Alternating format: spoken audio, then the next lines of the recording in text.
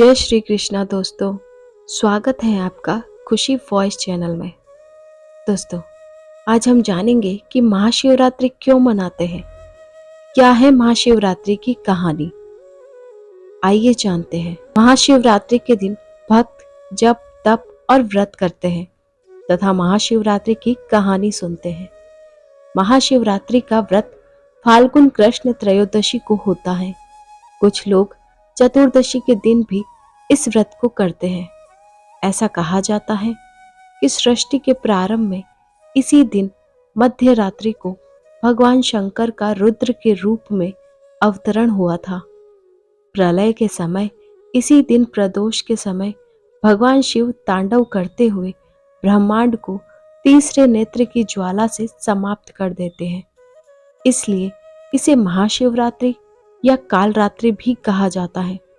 माना जाता है कि इसी दिन शिव ने तीनों लोकों की अपार सुंदरी तथा शीलावती गौरी को अर्धांगिनी रूप में पाया था।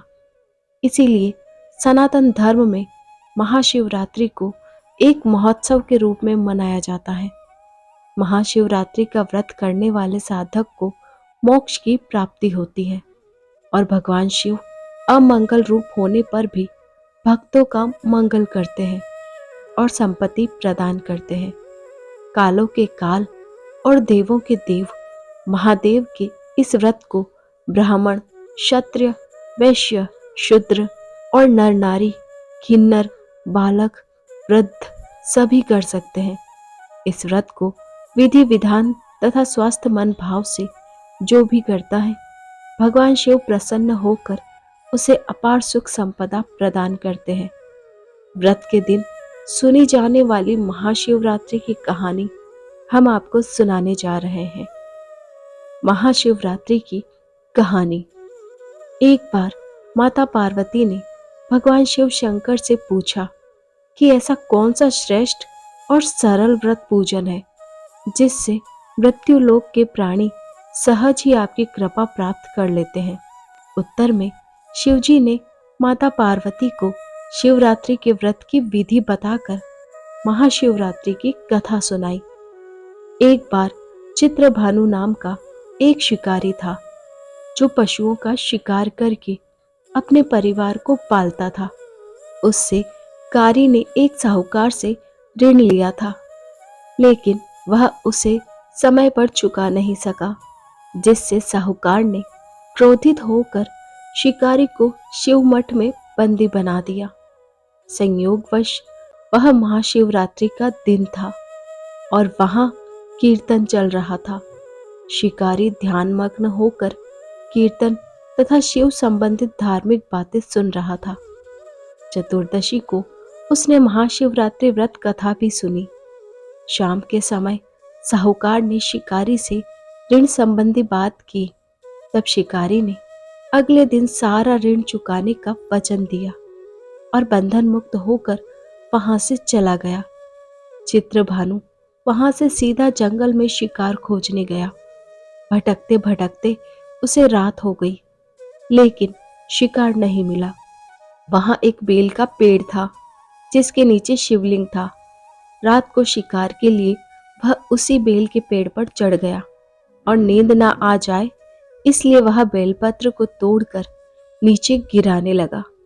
वह बार बार बेलपत्र तोड़ता और नीचे गिराता, जिससे बेलपत्र नीचे स्थित शिवलिंग पर जाकर गिरने लगे। इस प्रकार दिन भर भूखे प्यासे रहने से शिकारी का व्रत भी पूर्ण हो गया और शिवलिंग पर बेलपत्र भी चढ़ गए। रात्रि का एक पहर बीत जाने के पश्चात वहां एक गर्भवती हिरनी आई। उसका शिकार करने के लिए शिकारी ने जैसे ही अपने धनुष पर तीर चढ़ाया तो वह हिरनी बोली, मैं गर्भवती हूँ और शीघ्र ही बच्चे को जन्म देने वाली हूँ। तुम एक साथ दो दो जीवों की हत्या करोगे तो अच्छा नहीं होगा। मैं अपने बच्चे को जन्म देकर शीघ्र ही तुम्हारे पास आ जाऊंगी।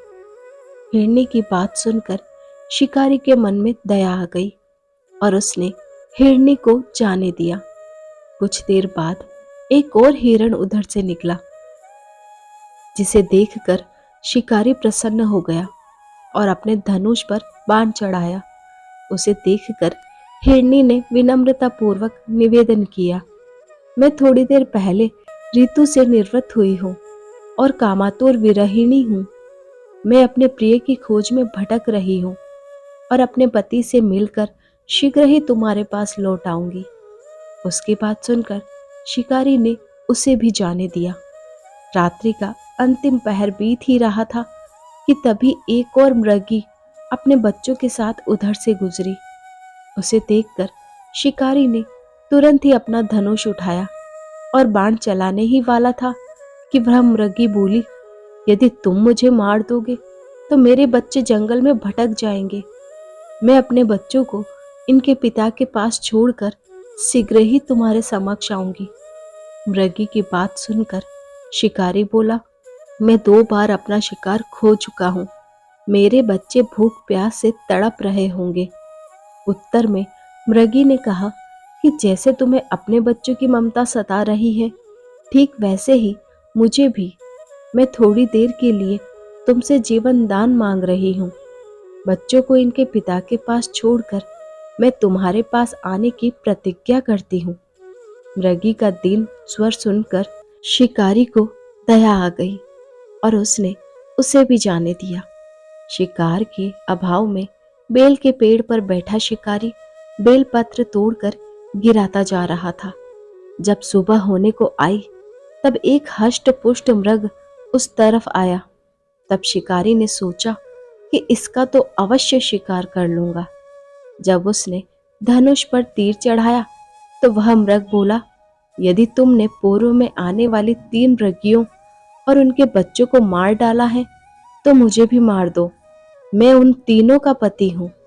और यदि तुमने उनको छोड़ दिया है तो मुझे भी कुछ क्षणों का जीवन दान दो।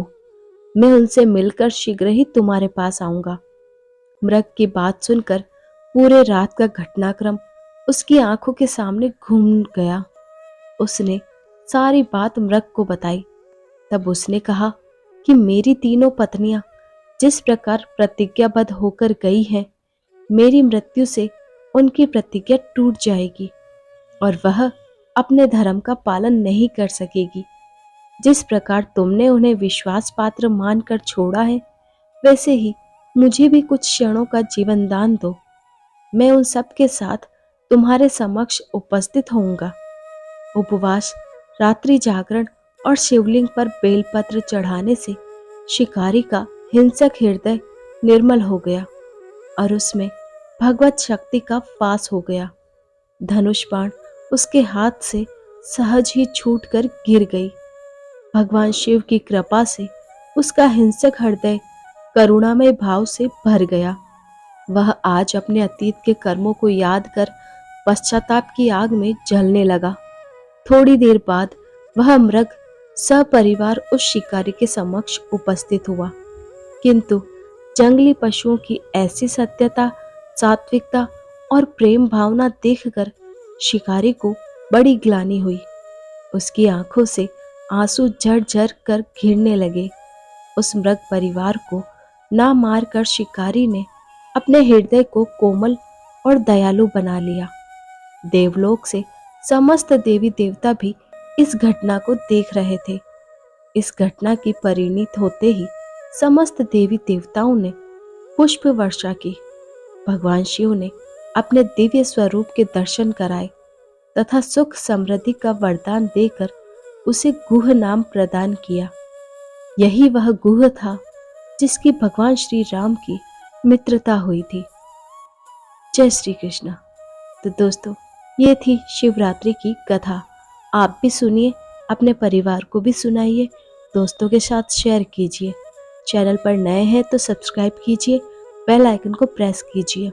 ऐसी ही और धार्मिक कहानियां सुनने के लिए बने रहिए हमारे साथ और अपना प्यार और सपोर्ट दीजिए। धन्यवाद।